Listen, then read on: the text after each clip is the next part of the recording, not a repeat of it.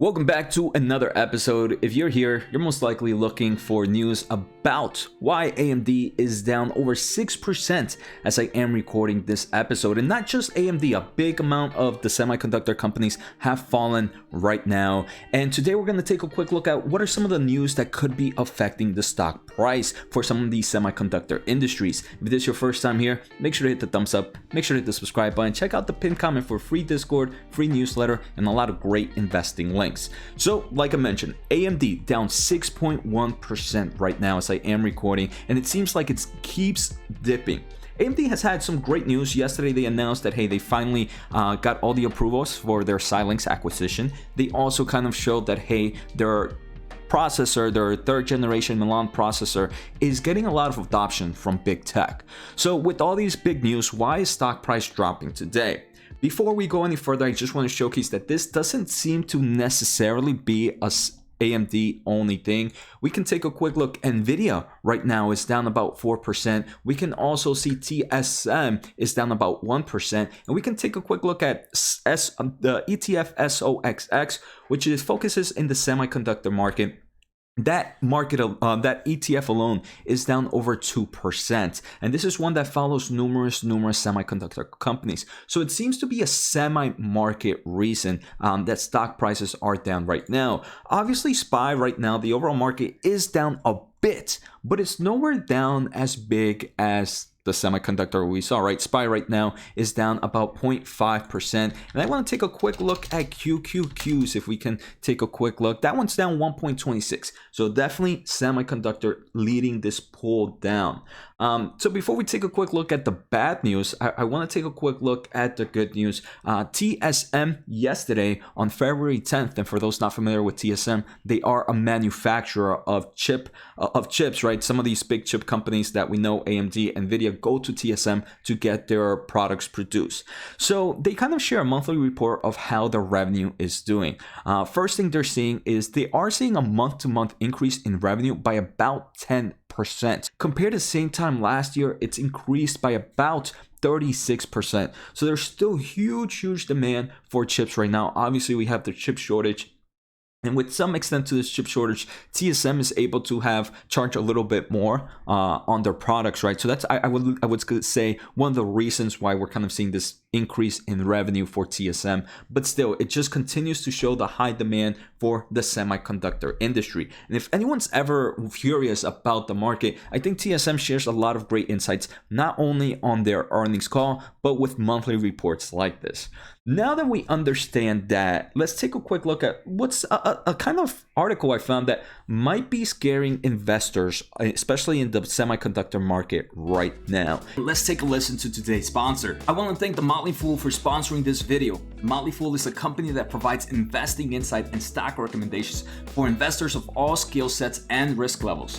You guys know I love finding new investing tools and resources to help me scout out new growth stocks. And right now I have a discount for one of my favorite services the Fool offers. Through the Motley Fool Stock Advisor services, you get access to a ton of expert stock picks. Every month you'll get 2 new picks that are aimed at growing your wealth and to help you realize your financial goals. Stock Advisor's average stock picks have done amazing returns. If growing your money is something you'd like to do more of this year, you can visit fool.com/Jose Najarro or click on the link below for access to my special offer and decide if the stock advisor is right for you. Thanks again to the Motley Fool, and now onto today's video. But before, let me just go back a little and remember, semiconductor market right now is very fragile.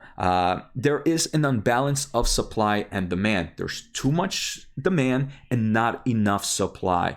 So most of these companies are working at mass production. Obviously, that's great news for semiconductor companies, but it's also a double-edged sword. What is the double-edged sword? The bad thing about this is when a company is working at full capacity, there is no room for error. There's no room for any form of slip up. If a company is working at 80% and maybe, let's say, something happens to 10% of their products, they still have 20% of manufacturing that they're able to use for that kind of loss that they kind of affected, right? In kind of supply chain issues. But right now, because everything is working at 100%, if there's a slip up, there's nowhere else these semiconductor companies can turn. And if something like that affects the market right now, I do believe it can cause high volatility in some of these stock prices. And some of these stock prices can dip a nice amount. So let me show you this article that I'm talking about. So today on February 11th, Reuters came out with this article where Russia could hit US chip industries, the White House warns. So for those curious about the report, I definitely recommend go read it real quick. It's definitely a nice read. I'm just going to hit the key points. The first thing that they're saying is Ukraine, there has been some research that Ukraine produces some form of gases and materials that are used in the semiconductor production phase, right, that are really used, and most of these gases actually come from Ukraine or in nearby areas. With the current tension right now happening in Russia and Ukraine, the White House is warning some of these chip manufacturers that, hey, start looking for other places where you kind of just start preparing just in case anything happens for any form of supply chain disruption. So this article came out February 11th. I think the White House has been talking about this for numerous times. If you kind of Google this kind of a topic, it's been talked about at least the past 2 weeks. And now we've also seen kind of researchers kind of taking a look at the semiconductor industry to see how much it could be affected. So this does kind of add more uncertainty into overall semiconductor companies, right? What if these tensions could happen? What if those gases get impacted? It could definitely hit production for these semiconductor companies, especially since the semiconductor industry it's working at 100% capacity right now. So any slip up can really cause huge errors here.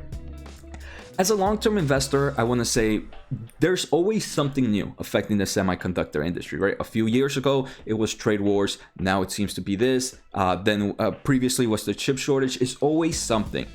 So I do believe the semiconductor market is very volatile in short term due to news like this, especially things in the overall international world or kind of happening globally. At the end of the day, I think in the long term of things, these are companies that I'm not going to worry about. But it's just something to keep in mind of that, hey, investors, maybe in the short term, AMD semiconductor industries may be a little bit impacted with kind of global news because of things like that.